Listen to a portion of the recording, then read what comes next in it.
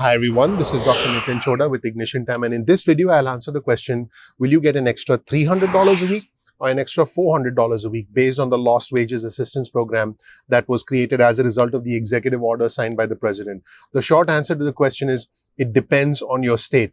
Now, at the time I'm recording this video, a majority of the 19 states that have applied for the assistance with FEMA are paying the lower amount, the $300 a week amount. And there are only 3 states at the time I'm recording this video, Kentucky, Montana, and West Virginia, that are paying the full $400 amount. In other words, the $300 from the federal government and $100 from the states, which is still technically money from the federal government because that came through the CARES Act into the CRF fund. Remember, the CRF fund, C stands for the illness. CRF fund is money that came from the CARES Act to the states, and the DRF fund, which is the disaster relief fund, is money from FEMA, which is money from the federal government. So again, there are 3 states at the time I'm recording this video, Kentucky, Montana, and West Virginia, who are paying the full $400 a week benefits, the state unemployment benefits, plus the $400 a week to their residents. So states are now starting to pay out money. Arizona is one state that already started paying out money to its residents. And what's happening now is, like I said, some states are paying more than others. Now, again, this is all part of the Lost Wages Assistance Program that I referred to earlier. Now, keep in mind that states have the option to kick in an extra $100 a week. They don't have to do it. When the president rolled out the executive order, he made it appear that the states would put in 100 and then the federal government would put in 300. But since then, the federal government has essentially amended their position and said, hey, even if the states don't put in $100, we'll still give you the $300 a week as long as those who are eligible are getting at least $100 in state benefits. So there are some stipulations which might explain why the states are taking more time to implement the delivery of this money, because it's not like the states get the money today and can start paying it out tomorrow. They have to go through their own calculations. They have to go through their own formulas. They have to see who's eligible, who's not eligible. They have to make sure that the transference of this money complies with local laws, because every state unemployment system essentially set up a different way and it's not streamlined. I've mentioned this in previous videos. Once this is all over, I foresee a streamlining, if you will, of the unemployment benefit systems across the entire country. Now, I mentioned 3 states earlier, Kentucky, Montana, and West Virginia, that were going to pay the full $400 a week benefits. Now, let me be clear. As of today, Montana is the only state that is implementing the $400 a week option. This is according to a FEMA spokesperson, because the federal government approved Montana's grant application this week.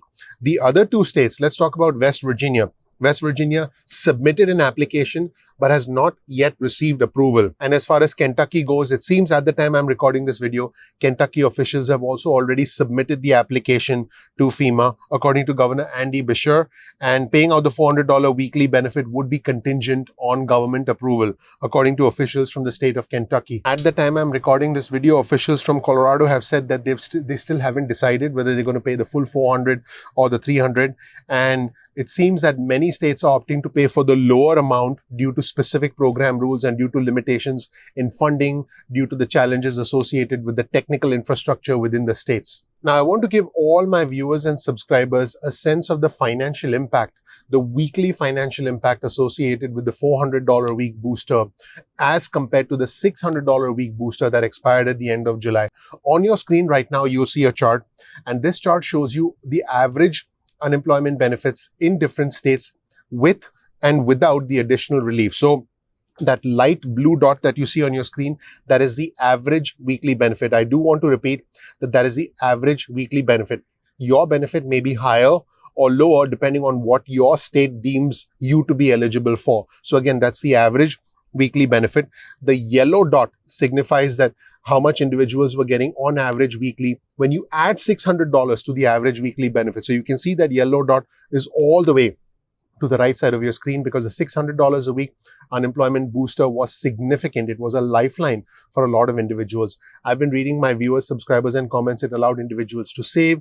It allowed individuals to pay off debt, and you know, it was helpful for a lot of individuals. Now that's gone, obviously, at the time we are recording this. If you look at that dark blue dot, that is what we get to with the $400 a week benefit. So if we take the average weekly benefit and then we add $400 a week, and let's scroll through this chart, you'll see how for different states different people end up getting different amounts because the average weekly state UI benefit is different for each state.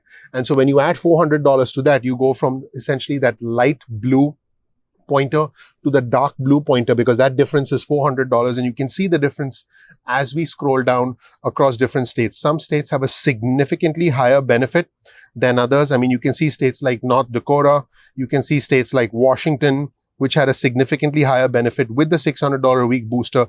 Massachusetts had a significant boost.